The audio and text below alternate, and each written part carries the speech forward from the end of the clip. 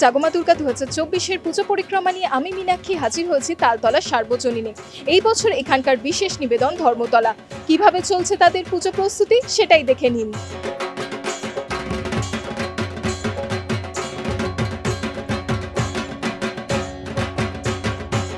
আমরা ধর্মতলার ঠিকানাটা কিন্তু এবার একটু বদলে এনেছি। যে ধর্মতলাকে আমরা এসএন ব্যানার্জি রোড সোজা দেখি, একদম এন্ড অফ এই রাস্তা, রানী রাসমণির রাস্তা, ওই ধর্মতলাটাকে আমরা এবার ঠিকানা বদল করে তালতলা স্টপেজে বাস থেকে নামলেই ডান দিকে ঘুরে যান। এবার আমাদের তালতলা সার্বজনীনে ধর্মতলা আমাদের থিমকে উপভোগ করুন। একদম শুরুর দিকে ইস্ট ইন্ডিয়া কোম্পানি যখন আমাদের এইখানে এলো রাজ করতে বা শাসন করতে, শুধু সাহেবরা শাসন করেনি, তার সাথে যে তাদের মূল্যায়ন আমাদের দিয়ে গেছে সারা কলকাতাকে। কেননা 1772 থেকে 1911 পর্যন্ত এই প্রায় 140 বছর আমাদের কলকাতা ছিল ভারতবর্ষের রাজধানী।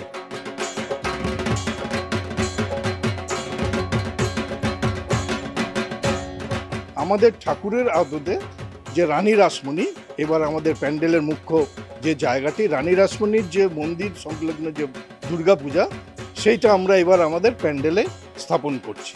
আমাদের এখানে যেগুলো আছে এবারে আমরা রাখতে পেরেছি। প্রথমেই জানালাম রানী রাসমণির পূজা মণ্ডপ, অক্টালদানি মনুমেন্ট তৈরি হচ্ছে এবং কলকাতা ট্রামের ব্যবস্থা কিভাবে তার থেকে ইলেকট্রিক্যালে পরিণত হলে ইলেকট্রিক্যাল ট্রাম। আগে ঘোড়ায় টানা ট্রাম ছিল, অস্ট্রেলিয়া থেকে সেই ঘোড়া আসতো, তারপর কিন্তু এই গরমে সেই ঘোড়াগুলো আর টিকতে পারেনি, পরের পর মারা যেতে লাগলো। তারপর তো ইতিহাস ওইটা বন্ধ হয়ে গেল। তারপর স্টিম ইঞ্জিনে চললো, সেটাও বন্ধ হয়ে গেল প্রযুক্তির কারণে। তারপরে এলো ইলেকট্রিক পরিষেবা। কলকাতায় প্রথম, যেহেতু রাজধানী ছিল কলকাতা, ওই জন্য কলকাতা ইলেকট্রিক পরিষেবা কলকাতা 1880-তে চালু হলো। 1881-এ কলকাতা ট্রাম পরিষেবা।